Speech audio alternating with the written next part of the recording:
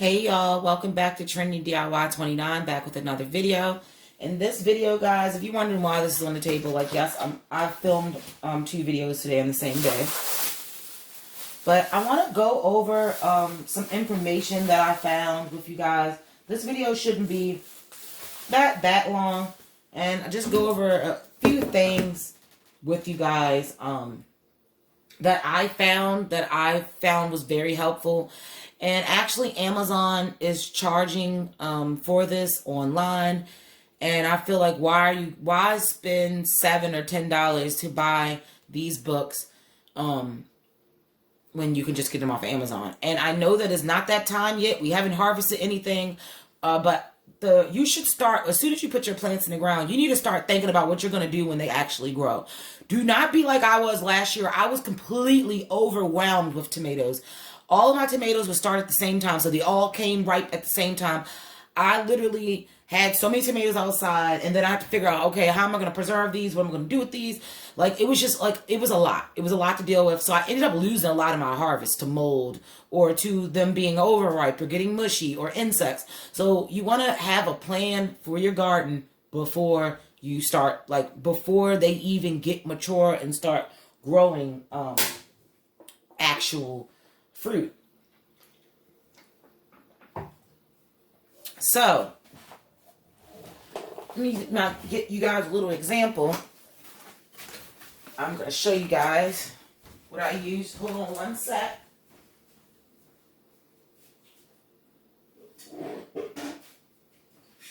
It's always good to let me grab my little examples. Should have had these ready for you guys. Sorry.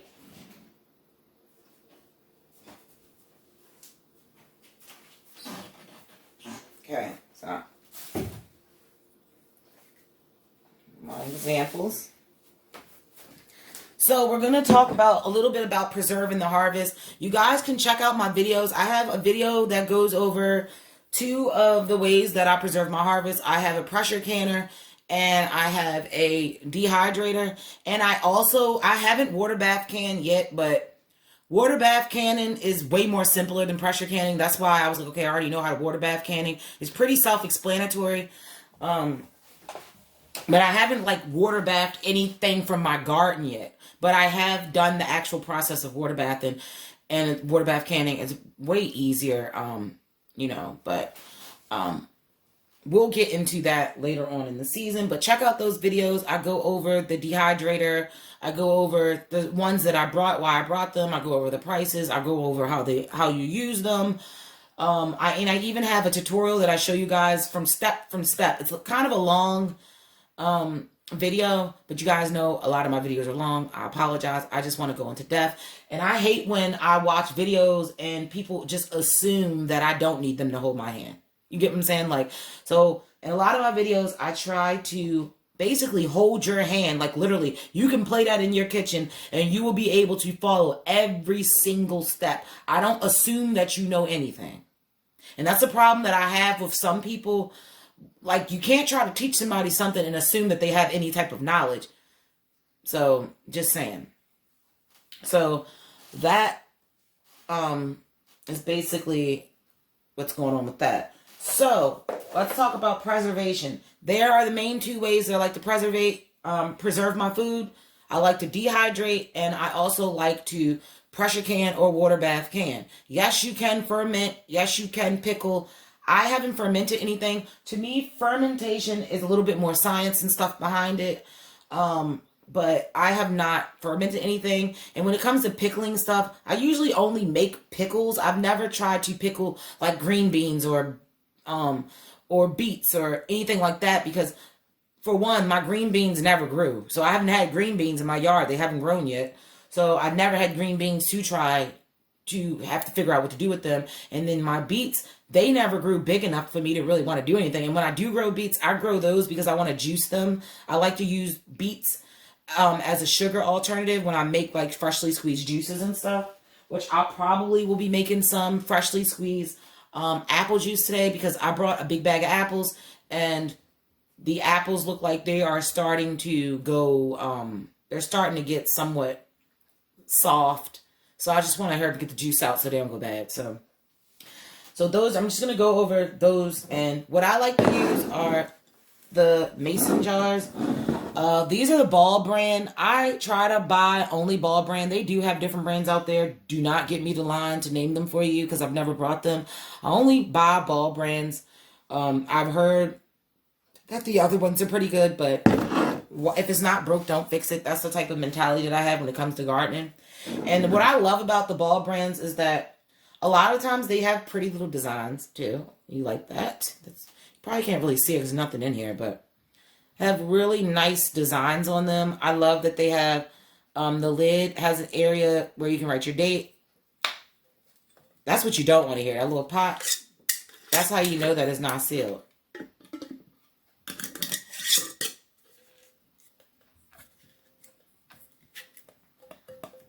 But I like to use these. These are the wide mouth.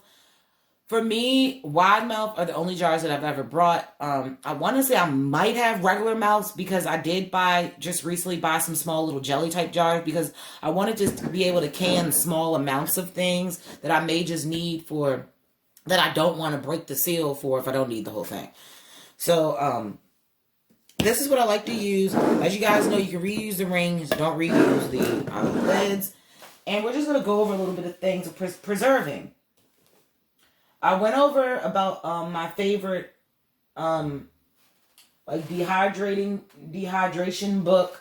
I went over that, and I want to give you guys a little bit of insight on where you can get the information that will make sure that when you can or you dehydrate or anything else, that you are making the best decisions for your family and your own personal health to make sure that your food will be good, it will last long, you won't get anybody in your family sick, you don't have to worry about giving yourself botulism and killing your whole entire, you don't have to worry about that. You're not going to kill your family, you're not going to kill yourself.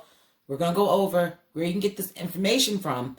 And like I said, I've only been canning for a small time. I started canning last summer. So I want you guys to know that if I could learn, you guys can learn. Pretty self-explanatory. Once you get to going, a lot of stuff is pretty similar. But they have a lovely website that I like to go to. It's called USDA Complete Guide to Home Canning. And it is a website that was made by the United States Department of Agriculture and the National Institute of Food and Agriculture. This is the revised version to 2015. Normally they update stuff, but I just wanted to go over this with you guys to show you guys. They actually sell these on Amazon. I was actually about to buy one, but this is what it looks like when you go on their website. This is what you'll see, and it's basically a complete guide. Everything that you need to know. You can buy the books on Amazon. There's like 6 books, I think, or 7 books. But what I did was I just went ahead. You go on their website. You can print all of this. It's free information. Do not go on Amazon and make Bezos richer when you don't have to. You can literally print this stuff out. I would recommend printing it out at like a library or something like that. Yeah, you have to pay for the pages, but it'll be a lot cheaper than actually going out. You might pay $5 for the book versus paying, end up paying like $20 or $30 to get all the different books because they are not all in one book, which is weird on Amazon. But you can just print these out because this is going to use up a lot of your ink because it's a lot of pages. And you're also, ink is expensive, so why do that? But I'm going to go over with you guys. But it has everything. When I mean everything that you guys need. I'll just go through real quickly and show you guys. Like the Complete Guide to Home Canning. They give you a checklist. You guys can see they have you a checklist. I know that the words are backwards, but I just want to go over and make sure that you print this in color. And I did front and back. If you don't do front and back, your book is going to be massive. So do front and back because I printed all of them and show you guys how thick it came out. This is how much it came out, how thick it is when you print them all front and back. But if you didn't print them front and back, it would be double this thickness. So, and what I did was, basically, my boyfriend did this for me. He put this all in a nice little book, hole punched it, and he put them all in order. So now I have my reference guide. And this is a great reference guide, guys, for all of the stuff that you need. And what I love about it is that it's in color. So you have your different color. They show you about they talk about the different acids in the food. Like they show you really detailed pictures of like what to expect when you're canning. They show you how to do it. I think that this is an amazing book. And what I love about it is that they're actually tagged. So you know, okay, you see a little blue tag, Principles of Home Canning. And then you go through, you could go and you find another tab. I'm like, oh wow, here goes the yellow tab. So this is fruit and fruit products. So this is going to tell me about any types of fruits that I want to preserve. It's going to tell me the best way to preserve them. It's going to go over temperatures. It's going to go over size of jars. It's going to go over everything. It even goes as far as to tell you, okay, if you don't have a pressure canner with the pressure gauge, it'll tell you exactly how to do it with the one that doesn't have the pressure gauge. So it's like all the information that you need. Like for instance, right here, process times for some acid foods and a dial gauge pressure canner. So this is for dial gauge. And then right here, they'll have recommended process times for peach filling. They have recipes. They even tell you what you can substitute, what you don't need to put in, which you can pick and choose, because canning is kind of like a science. Canning is not like cooking. You can't just start throwing everything in a jar and expect it to work. Certain things you don't want to can with certain things, and they tell you all this stuff. So you're not going to waste your time. And I love it. I love it. Now we're into the red. This is the tomatoes and tomato products. They go over recommended times for processing your tomatoes, whether you have a weighted gauge, regular gauge, no gauge. And then that was really good. Then I had the other book. I told you I printed them all out. They have different books. And you can buy these on Amazon if you don't feel like doing this. But I paid like $7 to $10 for these things that you can just print for free. And you can spend that $7 or $10 on buying seeds. But, or buying your jars, you can. Right now, this one is the home canning guide. This is 4, and this is selecting, preparing, and canning vegetables and vegetable products. So I love that each section is like, has a complete focus. The first section, they get you started. The materials you're going to need, the things you're going to need to buy. Then they go into, like your fruits and your fruit products. Then they go into tomatoes and tomato products. Now they're going into your different vegetables. And if you ask me, I feel like that it's actually in like an order of like what is the easiest stuff to can. They start you off with that in the front, and then they get into the more complicated stuff. And like guide 4, the table of contents. So you're going to learn about how to can asparagus, beans or peas, shelled or dried. You will be able to learn how to make like those good beans that we all love at cookouts, like baked beans. They tell you about how to make your own baked beans, your snack beans. They tell you what beans that can be stored whole, which ones you need to cut, which one. Like they go over everything. I cannot stress enough how important this is. If you're starting a home garden, even if you haven't brought a canner, even if you haven't brought a food dehydrator or anything like that, you need to get this information, because I'm telling you, eventually you might end up with a large harvest, and why waste that food? Or what if you can't find anybody to give it to? Then what? You know, you always want to be prepared. Buy a case of jars and just keep them in the house. You can water bath can in a regular pot as long as the pot is deep enough. So like if you have a big crab pot or spaghetti pot, you could use that for, I would say crab pot would be better. But a crab pot, you can water bath can in a regular crab pot and just put like some towels in the bottom. Like I don't have a water bath canner because I plan on water bath canning in my crab pot. Or you could water bath can in your pressure cooker. You just don't close the lid and you leave the vent open. But I love this, guys. And I'm just going to, I know I'm showing you guys a lot of words. They go into, the next section. I didn't even show you guys the next section. They're going into, where is it? They even go into this, Guide 5, preparing and canning poultry, red meat, and seafood. And there's some things that I didn't even know that you could actually can, like crab meat and stuff. Like I know you can can it because it's in a grocery store, but I would think, okay, home canning crab meat and stuff, wouldn't it get mushy over time? But No, there's a way to crab it. They don't recommend canning blue crab meat though. So if you're in the state of Maryland, they do not recommend canning that. And I love that because that's the state that I live in. But they recommend just freezing it for best quality. So they will go into telling you what the best quality is. If you can do it, they will let you know you can. If you can't do it, they will let you know that you can. Then the next guide is preparing and canning fermented foods and pickled vegetables. Like I said, I really haven't done much. And when I do my pickles and stuff, I do refrigerator pickles. I put them in the jar, I put them in the refrigerator, keep them refrigerated, and I eat them like that. They last a nice amount of time in the refrigerator that way. So if you know, but if you're trying to like make pickles to sell or give away, then yeah, you might want to go the long run. But I love, they show you how to ferment. Like this is a picture of a guy making, I want to say he's making sauerkraut or something. Yeah, but this is showing him fermenting the cabbage. I love that they have really good color pictures.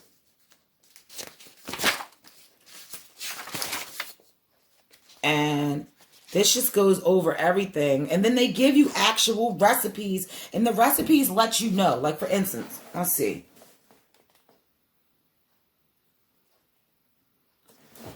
Trying to find something. Like for instance, find something, because they actually let you like have a say in what you want. Okay, for instance, right here, they have a recipe, guys, for marinated peppers. And what I love about it is that everybody's probably like, oh, that's the biggest thing that I hear people like complain about. And I felt a little bit discouraged too in the beginning, was that I wanted to be able to make stuff that is mine. You get what I'm saying? Like I want to be able to make a certain type of tomato sauce or a certain type of pepper sauce and say, okay, you can't buy that anywhere else. Nobody else has this recipe. It's my recipe. It's mine. And it's my thing. I get it. But you cannot always do that. But the thing that I love is that there are certain things that they will let you know when you can be free and be yourself. And for instance, these marinated peppers, they tell you what type of peppers that you can use. So you can pick any of them. So I can pick bell peppers, I can pick Hungarian peppers, I can pick banana peppers, or I can pick jalapeno peppers. It tells me right there. So out of those 4, I got to pick one out the 4. Right there, I have control in building my own recipe. Then when they go through it, they say, you need to have 4 pounds of firm peppers, 1 cup of bottled lemon juice, 2 cups of white vinegar, 5%, 1 tablespoon of oregano leaves, 1 cup of olive oil or salad oil. So there you go. You can make another decision. You want olive oil? You want salad oil? You can make that decision. Then there's a half a cup of chopped onions. Then they say you can add 2 cloves of garlic quarter. That's optional. If you don't want to put garlic, you don't have to add no garlic. Don't put any in there.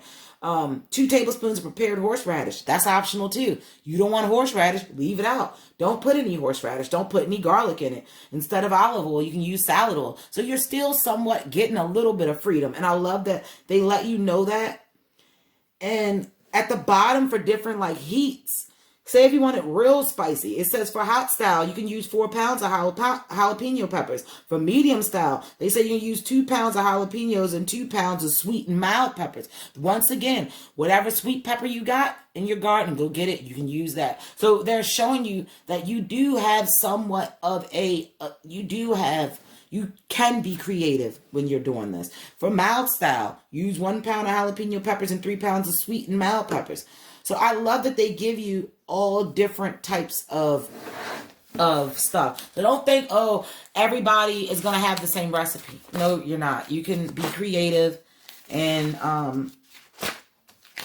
do your own. So the next part that they have, Guide 7, preparing and canning jams and jellies. I don't really grow fruit. I've never really, well, technically tomatoes are fruit and cucumbers are fruit, but like what we know as fruit and how they raise us to know in this public school system, if you've been to one, they don't teach you all of that. You find that out on your own, really. But their fruits, I don't really have much fruits, but if there are ever fruits on sale, don't think that this only can be used for fresh produce. You can go to your grocery store and pick the best of the bunch. And this goes over, and it shows me how to make jellies. It tells you how to extract juices, how to make jams. they show you the consistency, like this, if you have a consistency of this, that's not get jelly. And you get the consistency of that, that is jelly. Like, I love that they give you pictures, and the pictures aren't real life pictures, but they're really, really well drawn out, detailed drawings. And it's not that many pictures, but they do have pictures where pictures are needed. So I want you guys to definitely print this out.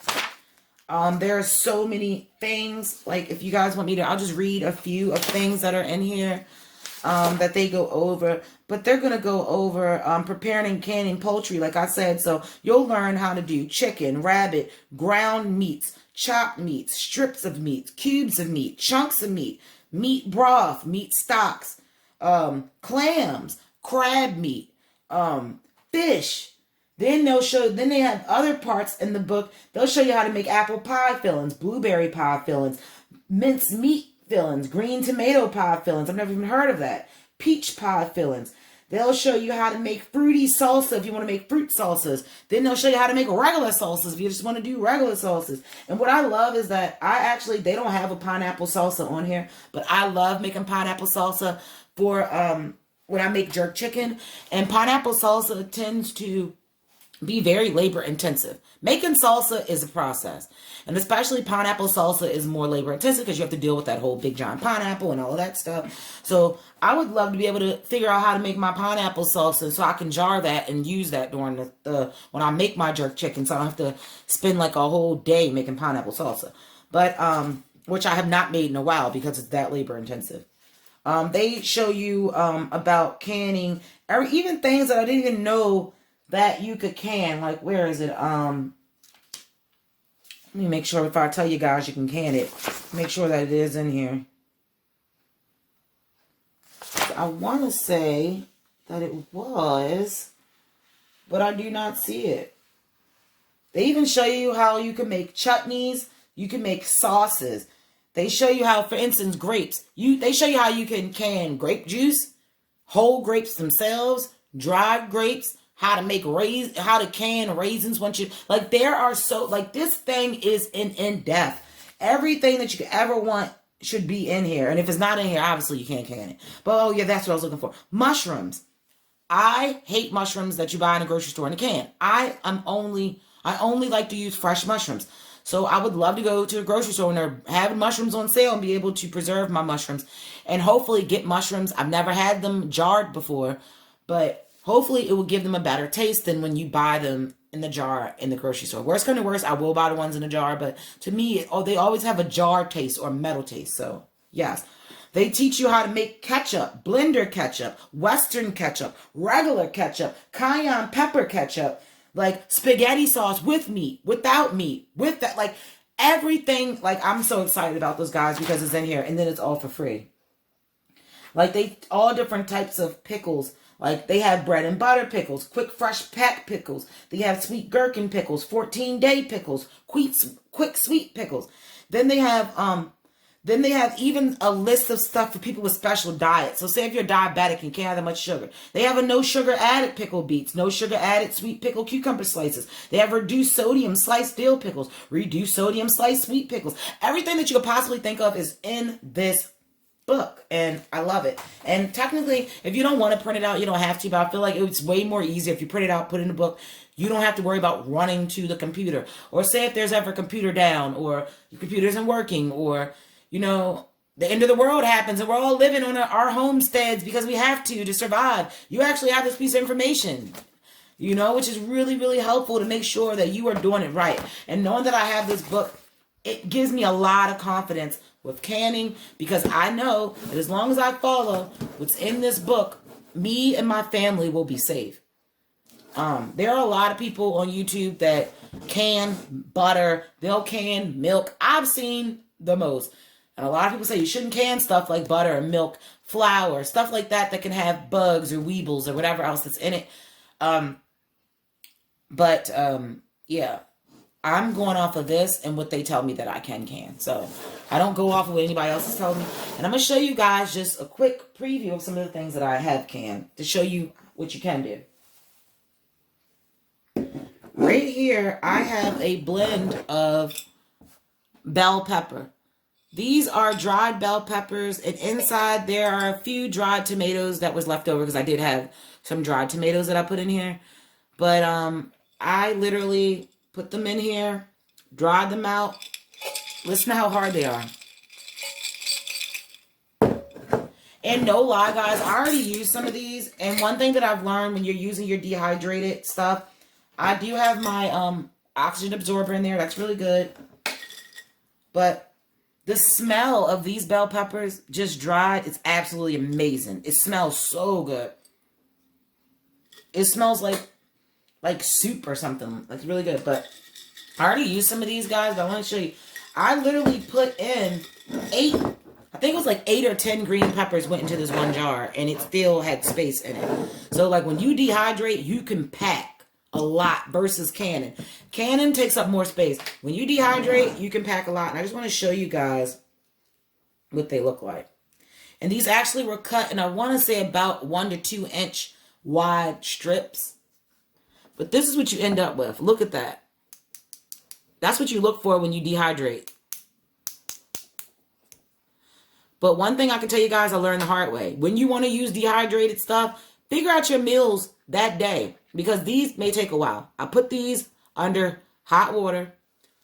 You can pour boiling water over top of them and just let them sit. They'll take a while. Like when I used these in some, I made brown stew, Jamaican brown stew chicken, and I put some bell pepper in there. And I didn't have any bell pepper. Like, oh, I got the dried ones. And I thought, oh, while my food was cooking on the stove, that I would be able to rehydrate these. No, they still were kind of chewy, because the bigger they are when you dry them out, the longer they're going to take to rehydrate. So remember that. So it was kind of like trial and error. So yeah, I learned my lesson. If you want to use dehydrated vegetables, you want to pour boiling water over top of them, and you want to do that way far before you even think about cooking your meal. I say you want to give them at least like 45 minutes. Some people say there's certain ones, depending on how dry they are, can take up to 2 hours to rehydrate. But you will know, because you'll be able to touch it, and like it'll look hydrated, but when you touch it, it'll still feel kind of like not hard, but you'll know that this is not right. It'll have a weird like texture to it. So it'll be like a bendable type texture. But that's how you want them, hard like this. And I have some tomatoes in here. Don't be dumb like me and like leave your thing open while you have oxygen absorbers in here. Only reason I'm doing this is because finally Amazon has the jar sealers available now. They've been sold out since the pandemic. Everybody got into canning, and literally the jar sealers to suck out the air so you don't have to use oxygen absorbers were sold out. So yeah, but these are some tomatoes that I did a long time ago, and I actually flavored these, and these are just little dried tomatoes that I got from my garden. I sliced them really thin, and they're like tomato chips. I sliced them really thin. I drizzled them with olive oil, and then I sprinkled them with salt and crushed black pepper. And if you can look really closely, like if you guys can really see it, let me see if it's going to zoom in and focus. Guys, I'm not sure if it's focusing for you guys, but if you look real close, you'll see like the bits of pepper and salt. If you're going to do that, I recommend using freshly ground black pepper and like nice salt. Don't use iodized salt. I would use like a good sea salt. And these are really good. And I'm going to eat this one. And they're really good. If you like sun-dried tomatoes, that's what they taste like. Very, very good tomato flavor. That was really, really good. It was very fruity, tangy, and those literally were dried last summer. These were not grown from my garden because, like I told you guys, my bell peppers did not do well. But they had a sale at the stores. Usually bell peppers are pretty high. Like a lot of times I'll pay like $3 to $4 and you only get 2 of them. So they're pretty high. They had them on sale. They were like 88 cents or something. So I went bell pepper crazy. And I brought I think I brought like 10 of them. And dehydrated them, and who would have knew all 10 of them fit in this one jar, and I still had space. So I would go as far as to say I probably could fit about maybe 20 bell peppers in this one jar. which is crazy to me. Talk about unlimited storage space. And then in my video, my canning video, you guys might recognize this. These are the tomatoes that I canned in the video when I showed you guys how to can them. There is some separation. There are different ways that you can can to keep them like from separating like the water from the tomatoes. It looks like a big thing of brains. But you guys see, look how beautiful that is. Every time I open up my cupboard and I see it, there is a lot of head space. I'd rather have more head space than not enough head space. So, and I was only working with the tomatoes that I had. So if I had more tomatoes, I would have definitely made them go up to this line, but I didn't. And this is basically, you guys can see I have my tomatoes that I grew. This has Homestead and beefsteak tomatoes are in here. All of the tomatoes I grew. Like when I can them, I said I want to start canning them by variety, but I've just been canning them based on what I get, so I can get a nice sized jar. But this are the tomatoes, and you guys can see the garlic. I did not grow that garlic. That garlic I brought from the store, but the basil that's in here, I grew the basil. I grew the tomatoes. This year I actually have garlic that's out in the garden that I plan on picking. But it's like, they say you're supposed to wait until the tops are like really, really dried out. And garlic takes a while. I don't even know when I put the garlic in. That probably would have been helpful. But I literally had some garlic at my house that I brought from the grocery store. Started to sprout. And I said, you know what? Instead of me using this or throwing it in the trash, let me just go stick these sprouted garlics out in the garden and see what happened. I don't even know if I have a head yet. I haven't had the heart to pull them out yet, because I know you're supposed to wait until they are completely dyed. The tops have dyed over. But these are the tomatoes. They've been sitting in my cupboard for about a year. I keep them far in the back of my cupboard behind like my boxes of pasta and stuff to keep them in a dark place. They do sell these jars in dark jars if you want, but I like the clear ones because I like to see what's in it. And I'm just going to check the seal. You see that? I don't hear anything popping, which means that this has a good seal still. And so this is perfectly fine. And what I plan on doing is making some, I wanted to make either some spaghetti and meatballs with this, because I love to make my meatballs from scratch, but I brought meatballs recently on sale, so I might just use the pre-made meatballs because the time is going to take me a while to really make the sauce. Sauce takes a while to make. And especially I did not use like paste tomatoes. When I'm making a sauce, I like, especially a sauce from scratch from tomatoes, you have to really, really cook it down because you have to let it thicken. By me using a lot of tomatoes that weren't necessarily like made for sauces or made for paste, the cook down time is going to be drastically longer. But you just think that this is beautiful. And I'm planning on taking this. I'm going to throw this into a blender or my food processor. Blend it all up really, really good together. Throw it in a pot, simmer it, and then literally I'm going to cook it for hours, like simmer it for like 2 hours on low. And just keep it stirring because tomato sauce will burn. You just want to keep stirring it. And throw some of the fresh herbs in there. I don't have any oregano growing in my garden, but I would like to eventually get some. I don't have that many herbs in my garden. I grow the ones that I know that I really like. When I first started off, I grew a lot of herbs, but I just feel like there's no point to. So I did that. So that's what I got.